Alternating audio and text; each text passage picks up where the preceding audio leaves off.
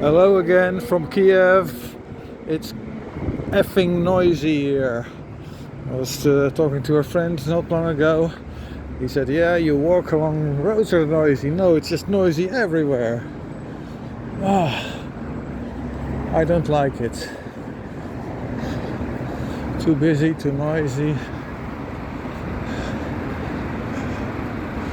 There was something I wanted to say about women in Ukraine. So I made a comment in a video about some woman. She was using the phone all the time to make pictures of herself, check what she was looking like. And the reason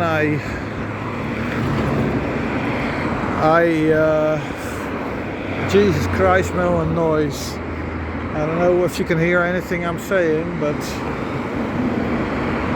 the reason that stands out to me, it started when I met that actress, that psychopath. She was all the time busy with her phone, checking what she looked like, fixing makeup, or if she wasn't doing that, then she was checking messages, blah blah blah. And then she had the nerve to say that she was doing a lot of efforts for meetings. Yeah.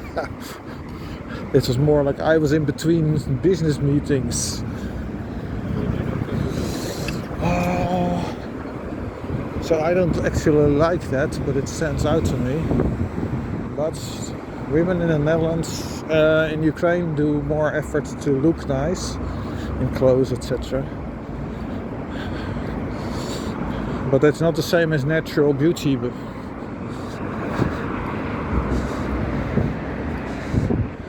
You see that much more in the Netherlands, but I don't like the personality of women in the Netherlands. Well, most of them anyway.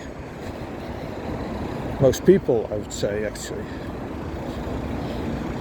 They're too busy with money, with newest cars, newest phones. Too busy in general. Always busy with something. I remember an invitation that a relative got to a wedding. It was for 6 months later. Nothing was known except the date. I said to keep the dates free. And that's because everyone these days in the Netherlands is completely booked with their hobbies and other stuff every day of the week. It's ridiculous. Another thing I wanted to talk about was this guy a few days ago. As reported in various stories, there was in the Radio Times video about it, for example, who was a volunteer or soldier, but he was killed, probably killed. They found the body, they think it's his, and the likely suspect is someone from that group. Now, I didn't tell anything about this yet, but last year, when I was in Zaporizhya, I saw some guys, military outfits, way too big muscles, muscles that you don't need for anything, tattoos. I knew these guys were playing soldier, or wanted to play soldier. So I stepped up to them and I asked them what they were doing. I knew already, but I asked them if they were here, for example, to help people with repair together, to repair houses or something else. And he said, yeah, we don't really want to talk about it. I just continued. I asked again. He said the same thing again. This was a reasonably okay guy, but not smart. Nor were the others. If these idiots had thought up a story, they could have just done what they wanted and talk about it and not look like a-holes, one, and two, look like morons. Because by then I already knew what they were. I knew they were from the USA, most of them, from the UK, I think one or two perhaps. and I think one from Australia, perhaps New Zealand. I can't differentiate between those. And I knew what their educational level was from how they talked, from the tattoos, and from the muscles. I knew the personality, I knew what they were up to.